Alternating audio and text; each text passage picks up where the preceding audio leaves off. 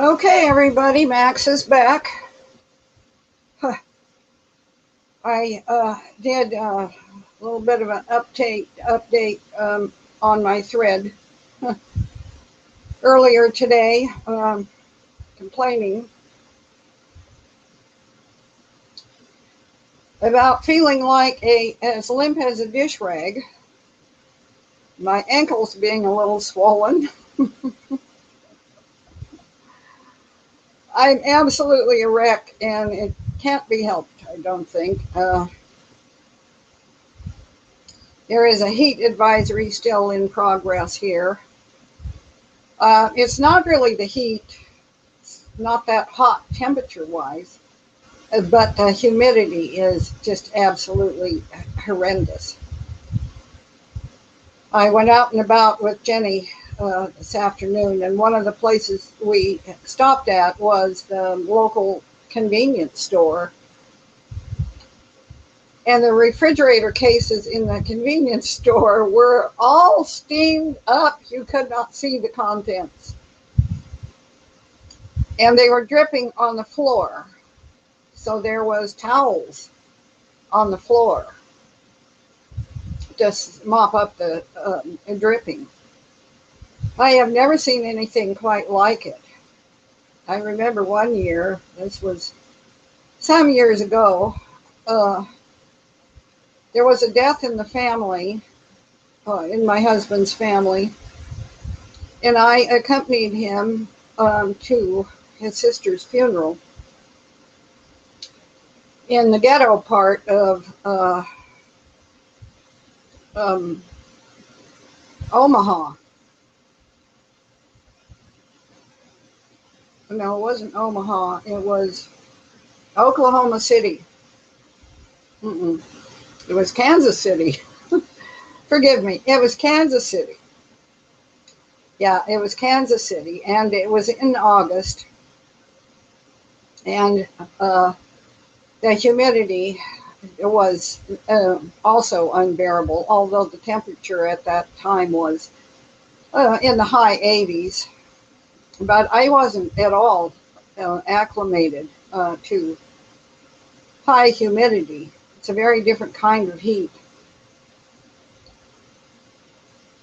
And so the humidity here is very high, and the temperature is very high. And anyway, there's that.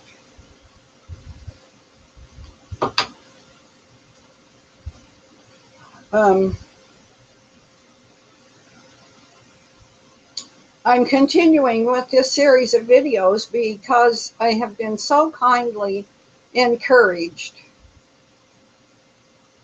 by strangers. Very kind strangers have come forward and contacted me and have encouraged me to continue. That's gratifying. It has always been my mission on the all the time I've been doing Max's blog, to tell the stories of a few of the American people, the truth stories of a few of the American people in the time of the end. During the last days of the Obama administration, I don't know how much further beyond the end of the Obama administration that I will be able to go. But that has been my mission, and it continues to be at least a part of my mission. The flat earth truth, as we're now able to see the truth through a different lens. And it's looking pretty flat. I will say more about that on another occasion, but I think of it in that way. I actually do think of it in that way. While Jenny and I were gone on the errands, Mike stayed in the house and laid on the couch. It was his afternoon rest time. That's been his work pattern for since he was a child. Hustle out of bed regardless of the weather, regardless of whatever, and get out there and do chores and do the milking. And when he was a kid, then he had to catch the school bus and go to school. And the minute he got off the school bus, it was back to doing the chores and the evening milking. And that's been Mike's work pattern all of his life. And so when we left, he was laying on the couch in a comfortably air-conditioned house, watching, I think it was some kind of rerun of a sports event. He flips channels. He watches TV, just kind of veggies out. I asked him later what else he still had to do today, and he said, "Oh, nothing much," meaning that until it was chore time, he wasn't pressured. He said, "It's too damn hot."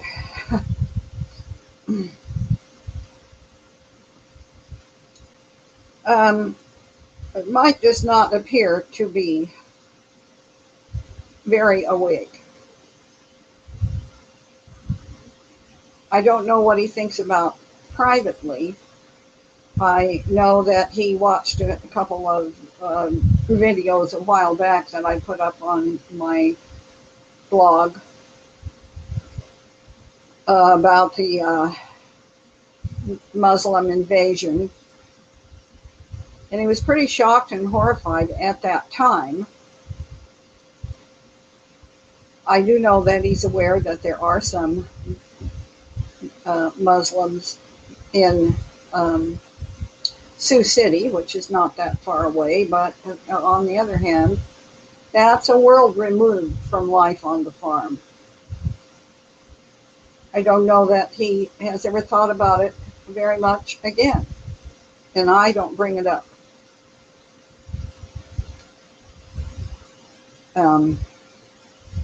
I think Mike is very much like his neighbors, so I would imagine that this would be kind of the prevalent attitude among most of the farm people here in South Dakota. I don't really know the South Dakota people too well. I came here the first week in August a year ago,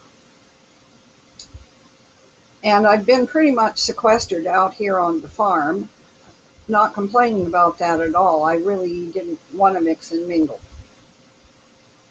And too much on my own plate, too much on my own mind. And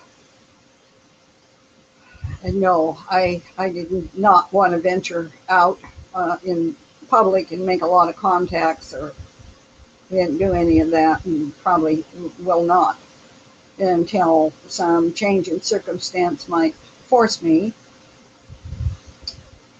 And anyway, just this is a side note. I put up on my blog a couple of pictures, images that will show up on this page when I put this video up there,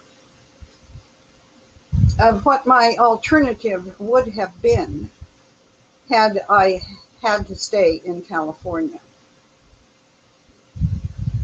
I would have been one of them old ladies living on the sidewalk with a shopping cart. That was really my alternative.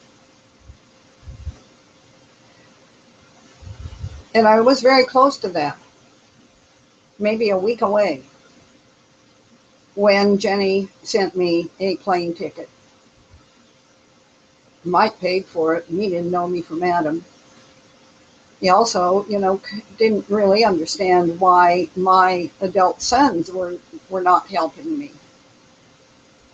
Why my niece had to be the one.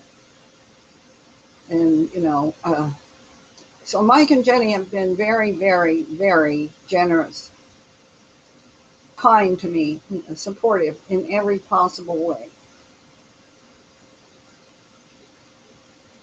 Just wanted to say that. I spoke the other day about going out to dinner. Jenny's son, who is my great nephew, Sammy, and his girlfriend, invited both sets of their parents to have dinner together and meet. And Sammy specifically said, I want Auntie to come. Auntie must come. So Auntie went. And I spoke a little bit about that. And I talked about the other gentleman farmer, older man named Willie, and about how he had become a hay broker. But of course, I also met Willie's wife, lovely woman, South Dakota all the way, or at least farm country. I think she actually lived and grew up in Iowa. But regardless of that, the mother of 7 children, one of whom is Abby. Abby's a middle child. And in the course of conversation, I asked her about her other children, and she was very proud to tell me that one of her daughters, an unmarried girl, is in Germany, has been there several years. Somehow she got hooked up with a German boyfriend, and she has stayed in Germany with this boyfriend. And as I understood the story, both the daughter, whose name I didn't get, it doesn't matter, and the boyfriend both work for some kind of school. And I got the impression that it involved younger age school children. Joan, this mother-in-law person I'm describing, referred to it as, she said, well, really, they're just glorified babysitters. So some kind of child care center, some kind of kindergarten, some kind of school for young children. And in the conversation, Joan went on to talk about, she was very proud about how much time off from work the daughter and the boyfriend had, and how much free time and all these perks. Joan did not seem aware at all of any stress about her daughter being in Germany. I don't know if it's because the daughter has not revealed any of her own concerns about life in Germany to her family at home, or if it's just the characteristic of people in this country, this area of the country, to not discuss negative aspects of things. You always put the most favorable light on something that you can. So if this woman, Joan, had any concerns about her daughter being in Germany at this time, she didn't choose to share them over dinner with strangers. Beyond that, I cannot say. I wanted to ask her more about it, but, good manners really didn't let me interview her the way I would have if I never had to ever see her again. Uh, I would have liked to ask her more questions and get at what did she know? What did she really factually know about her daughter's conditions in Germany? Surely she's heard something, but there was no appearance that she had. Um, it, the, the situation involving the Muslim invasion in Germany is something that we in the group that I have been affiliated with have followed quite closely. Um, as well as the invasion that is taking place in other European countries. And in the last some months, last 6 months, I have become progressively aware of the similar invasion taking place in the United States, which still remains basically under the radar.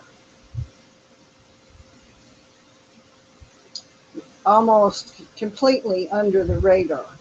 I do not believe that even the most aware of the American public have a true uh, sense of reckoning with this facet of the invasion. Attention has been focused on the immigration problem involving Latin Americans or Latinos coming over the Mexican American border. That's been the big immigration discussion. I think at least 99%, at least 99% of Americans really have no idea about the Islamic invasion that is going on under the radar.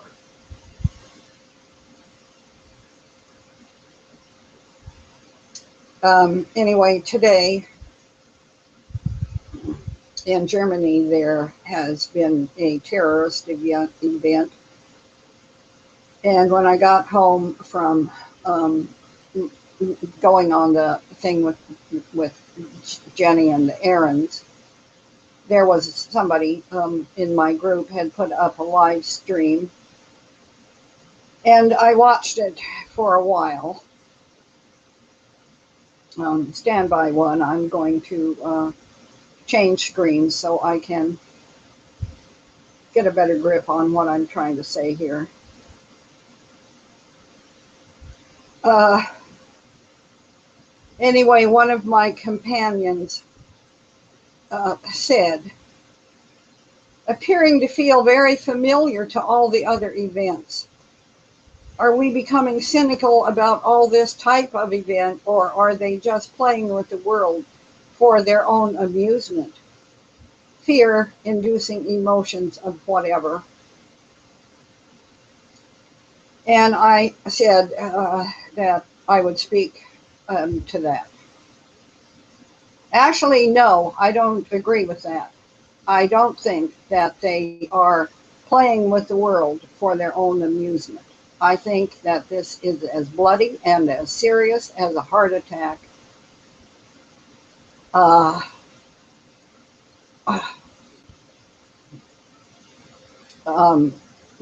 no.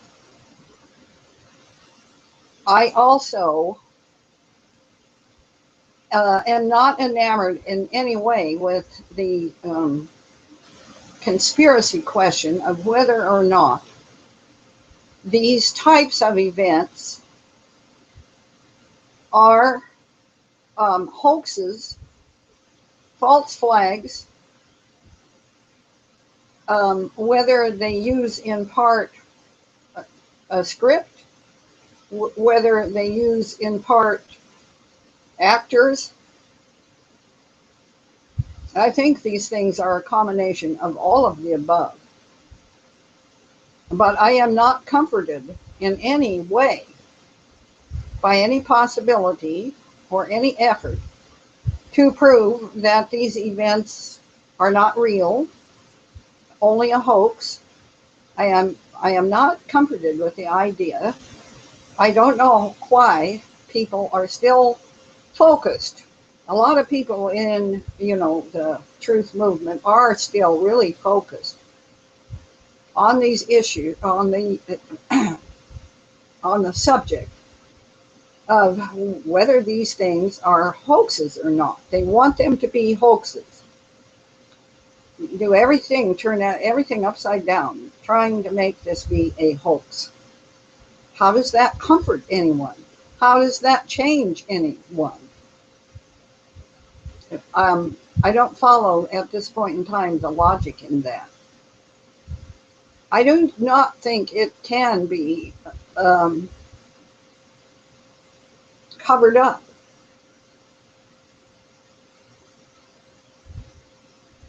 There is a worldwide movement of Islamics moving on a rampage all through Europe, into Australia, into Canada, into the United States. It is everywhere.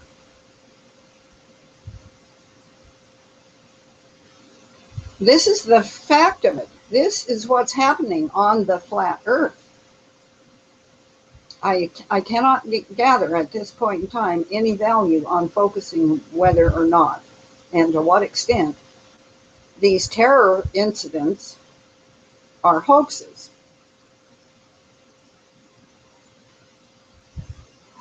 So I don't know. I kind of draw a blank on that. But going on to the pieces that I put up concerning this episode, and it is an episode. It's only one of what will be a long series of these things. We must not get so jaded as to think that, oh, well, another one? Yeah, another one. This is not going to stop. The only way it will stop is if somebody stops it. And we need to stop it. If the truth movement has ever come together to do anything, it needs to be to put a stop to this terrorist movement of the Islamic. It's got to stop.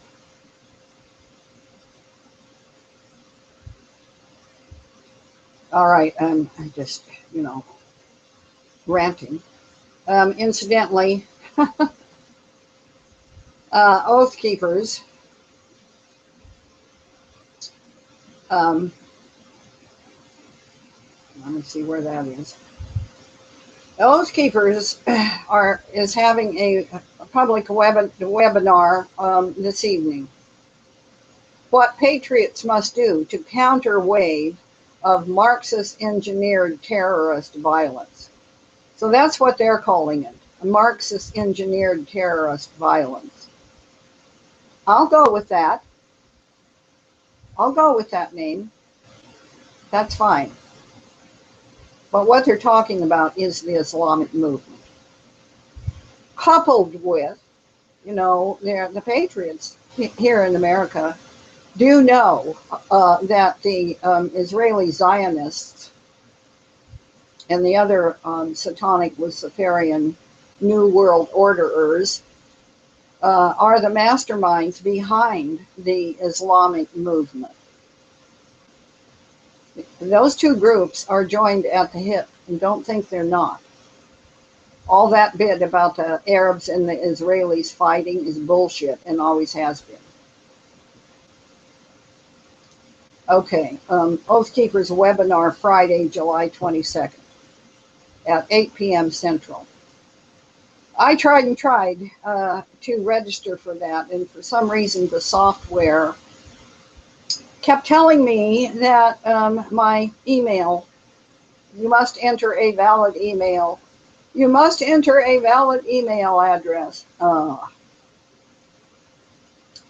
Anyway, I fiddled around with that and found out. Eventually, I did. What I did was I cut and pasted my own email address into the little bar. It wouldn't let me just type it in, but I cut and pasted it, and then it worked for whatever reason. And I did get registered, and I will be attending this webinar in a couple of hours. Jenny's going to make a run somewhere later this evening, and I would have gone with her, but I think I will stay. I'm not sure. I can't really participate in these kind of things, but I can know about them and I can share the information and I can show up. I can give my online presence. I can take part. Okay, please join us for this vital discussion of the Soros-funded Marxist groups who have incited and encouraged what is now an epidemic of racist Marxist cop killings. Yeah, that's a part of it. We will discuss the Oath Keepers' response with Operation Backstop and Family Safe to back police directly in Baton Rouge and nationwide. And we will also discuss the threat of more jihadist and communist terror attacks and what all patriots must do to counter them by coordinating with local police while starting effective neighborhood watches with teeth, town watches with teeth, town anti-terror emergency response teams, part of the broader town watch, but consisting of the more combat-ready citizens, sheriff's posses with teeth, and then by fully revitalizing and restoring the true citizens' militia, made up of all able-bodied patriotic citizens, while working with sheriffs and police to the greatest extent possible to defend against such terrorism. Please join us for this important webinar. Okay, presenters will be Stuart Rhodes. You all know him. He's the Oath Keepers founder and president. Matt Bracken, U.S. Navy SEAL veteran and accurate predictor of the Take Two wave of terrorism now hitting Europe and the U.S. I have posted a number of things by Matt Bracken. He's a younger guy. He's, I don't know, 30 to 40 age range. So, he's not over the hill like dear Sipsy and myself. Anyway, Matt will discuss Orlando rules for armed Americans. I read his article on Orlando rules, and it had to do with how to carry your weapon, whether you have a permit to do so or not. And he showed some pictures. I don't know. He will discuss that anyway. I've got your back for armed Americans to back up the good local cops, which meshes well with our Operation Backstop. John Kerryman, Missouri Defense Tactics instructor. Missouri Oath Keepers leader and a national peace officer liaison for Oath Keepers. Greg McWhittier, current serving peace officer from Montana, and also a national peace officer liaison for Oath Keepers. Both will give advice on coordinating with police. Rich Grumbine, South Carolina Oath Keepers chapter president and originator of our Operation Backstop concept. Duncan Simmons, Louisiana Oath Keepers state coordinator. He will describe how the Louisiana chapter is backing police in Baton Rouge and in the rest of the state to defend against cop killers. Then there was another email that came after that. There is someone else who's going to speak as well, and I don't remember the data on that one. I think that this webinar will it will be recorded, and I will at some point find that audio and I will put it up. And I may add my own comments. I'm not going to do anything but listen, watch, and learn.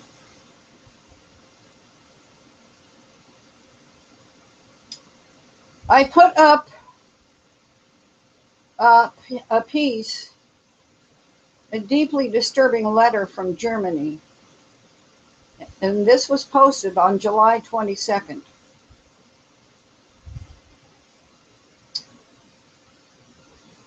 And it actually was in response to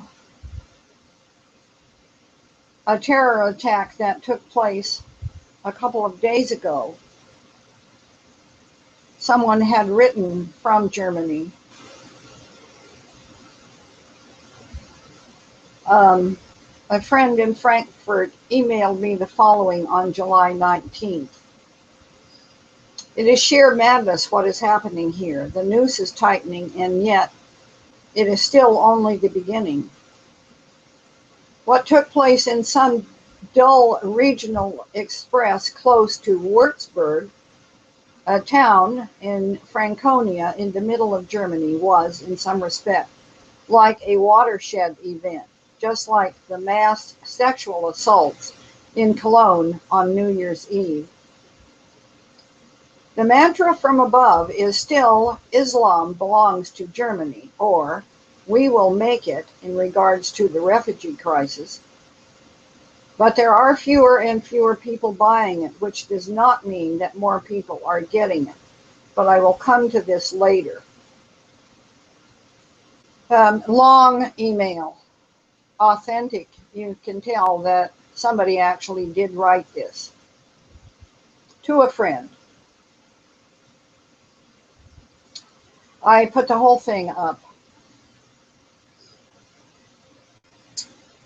A refugee supposedly from Afghanistan and 17 years old decided to start his own jihad and tried to take out a few infidels. Oddly enough, he started with a family from Hong Kong on a train whom he attacked with the brave shout, Allah Akbar, and a knife and an axe. After severely wounding two of them, he jumped off the train. Then he met some old ladies who were walking their little dogs, and with the shout, I will kill you, sluts, he also wounded one, perhaps fatally, before being shot by the police. See, I didn't hear about that he got off the train and went on with this slaughter. Now, as I said, this is a new quality. I can almost feel the anger and rage in Germany getting stronger.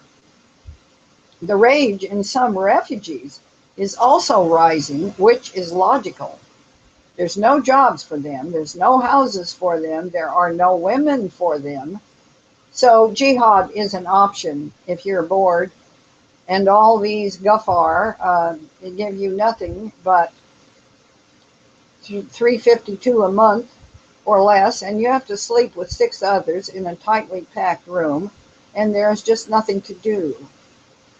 And you wander around, and there are all those women in shorts, etc., but they are not for you. Blah, blah, blah. No wonder some get frustrated. Slowly, silently, the German police admit there may be a teensy-weensy bit of a problem here, mind you. We still don't know the whereabouts of between 150 to 500,000 refugees who just disappeared. Nobody knows how many jihadists are here. Nobody. Could be a few dozen or hundreds or thousands. Now, this young man on the Würzburg train came last July. He was granted asylum this March. The last 2 months he lived with a family. He had a job, or was in training rather, at a bakery. There were no signs of radicalization. So, the media is busy telling us, well, he radicalized himself only days before the attack. I wonder if they realize this message is not quite reassuring. So the gap is rising ever more. Everybody has some story to tell. My brother lives in Munich. Last year, his wife was very pro-refugee. In a neighborhood, a suburb, a few weeks ago, a woman heard the doorbell at 10 p.m., assuming it was a friend. This is Bavarian, so they've always felt safe, at least until recently. She opened the door and was greeted and then raped by 2 refugees. That made my brother's wife rethink. They have 2 small children. My sister in Munster has armed herself with pepper spray. Colleagues don't let their children go alone to school anymore because there are refugees nearby. A guy in East Germany tells me people are secretly arming themselves. Hate grows, as does mistrust and anxiety. Some weeks ago in Hanover, a young Muslim girl, 15 years old, rammed a knife into the throat of a female policeman who was just standing there. The attack came out of nowhere. Then people hear about public swimming pools and about festivals. They hear about the same things in Sweden. Then what happened in France? Or the policeman and his wife who were stabbed to death while their 3-year-old son was watching. The latest incident was a woman in France who got stabbed by a guy from Morocco. They had quarreled because the Moroccan guy thought the woman's daughters were not properly dressed, so he stabbed her and her 3 daughters.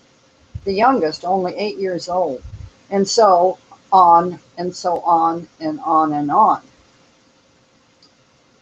For many years, the statistics of the German police had shown that migrants are way overrepresented in crime. Rapes, robberies, burglaries, violences, etc. The rates for migrants were everywhere double or triple those for the general population. And the funny thing is, the gap would have been even wider if Germans with a migrant background, Turks who have German passports, etc., were included. Turks who have German passports, underline that, my voice. Of course, this was not done. It would be racist, you know. And the blame was and is still on the Germans, that they didn't provide enough opportunities for integration toward the poor Muslim migrants. Funnily enough, we don't have these problems with Vietnamese or Hindu migrants. But again, these are racist thoughts. So the migrants were and are told that it is the Germans' fault if they don't get a job. Some of them believe it. Also, some or even many seem to believe that Germans are a bunch of racist swine. I once met a Greek woman who complained loudly to me that Germans were so racist. I asked her what her experiences were. She said that a friend of hers had been approached by a German on a train and that he, parentheses, hacked her to death? No, not quite. Had said to her, "There are too many of you in Germany." Too many Germans in Germany. Wasn't that racist? Uh, Skipping down a little bit.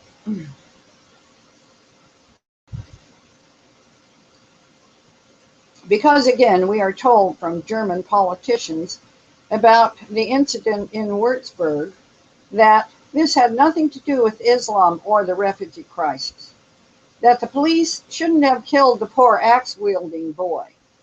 German police officers are rather reluctant to use their guns, but if someone runs toward them with an axe, I think it is understandable that they shoot. That the young man radicalized himself just recently, and therefore that it was no sign of a strengthening of ISIS in Germany, etc. My father remembers the 70s. I don't, too young, when 40 members of the Rote Army, something RAF, the left terror group of Vander Meinhof and the likes, were able to hold German society in fear and sometimes in a state close to hysteria. Now, I'm not familiar with that element of German history, so I don't know quite what that is about. Going on, this writer says, now with 100, 1,000 more ISIS members, you can imagine how the mood will change when ISIS does its first crucifixion here.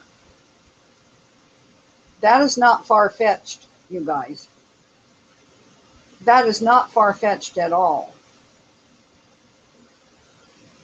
These Muslim invaders are capable, more than capable, of atrocities like that. There is too much information available on the internet not to know that to be true. And sooner or later, they will start doing those kinds of things publicly in the United States and in Germany and in France and wherever.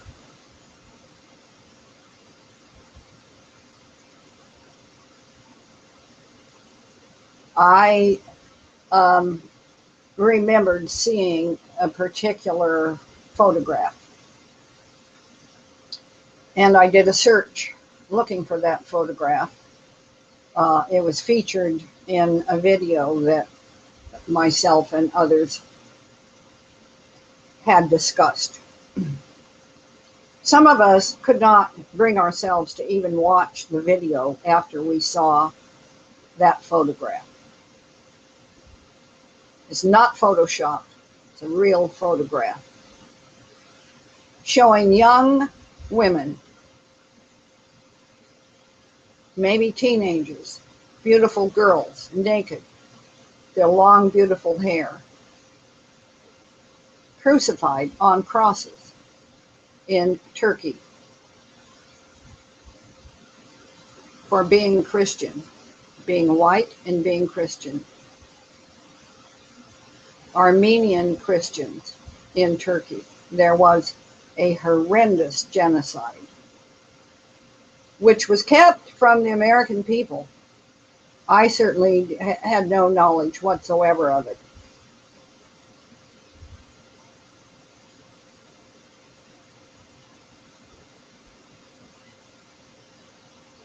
Yeah. So when I was looking for that, some other images came up. I have declined to post the other images I found. but I am convinced that they are not photoshopped. Some of the most unimaginably horrible 6-year-old little girl in a pink dress beheaded.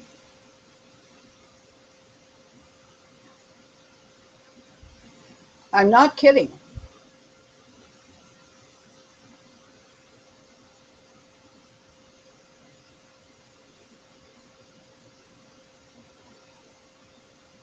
We've been living in a fantasy land of naivety, so naive, so ignorant of the reality that is out there and the reality that is moving daily ever closer.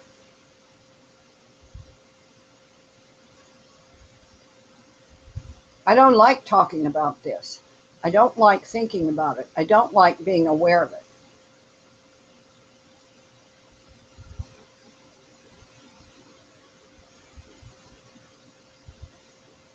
However, I believe that this is the part of the news stream that is the most important. Yes, chemtrails are important. Yes, GMOs are important.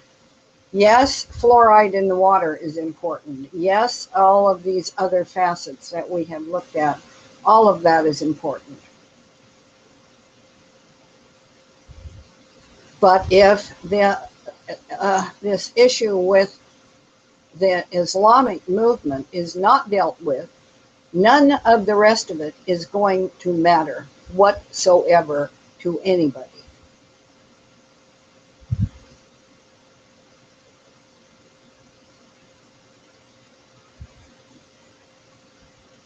And I guess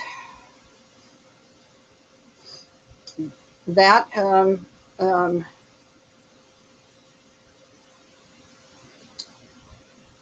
uh, I could not have imagined that I would sit in my chair in the United States of America and have to tell people around the world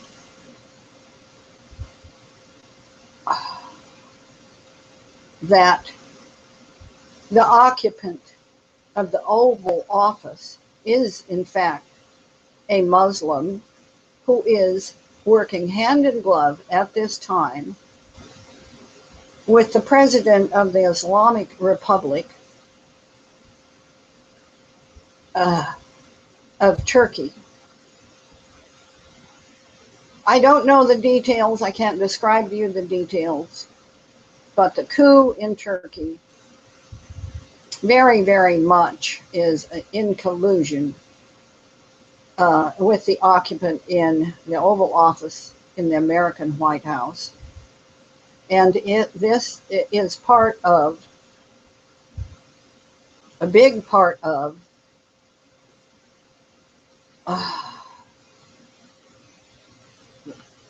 the horrendous mess that all the world, all of us are in together.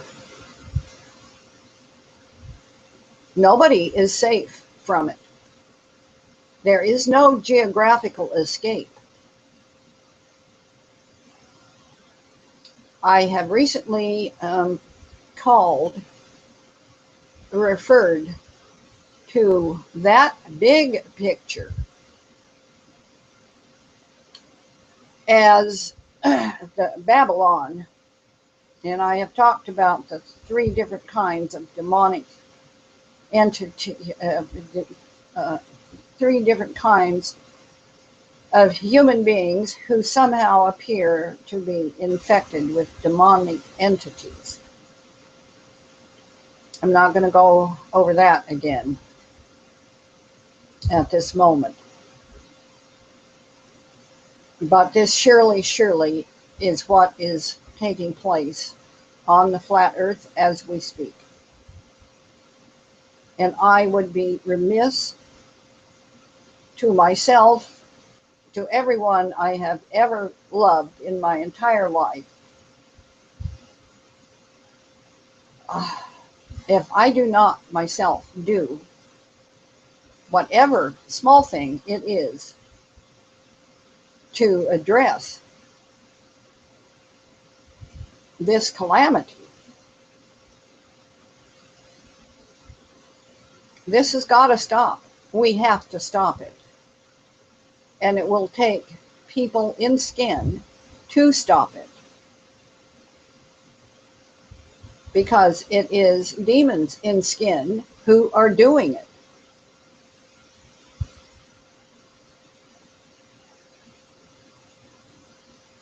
Okay, before I go any further, let me find my other screen here. I don't know if there was more I planned on saying, but I think I've probably said enough. I see that there's one viewer. I don't know who that is, but thank you very much. I appreciate your company. Mm. All right. I will talk to you tomorrow.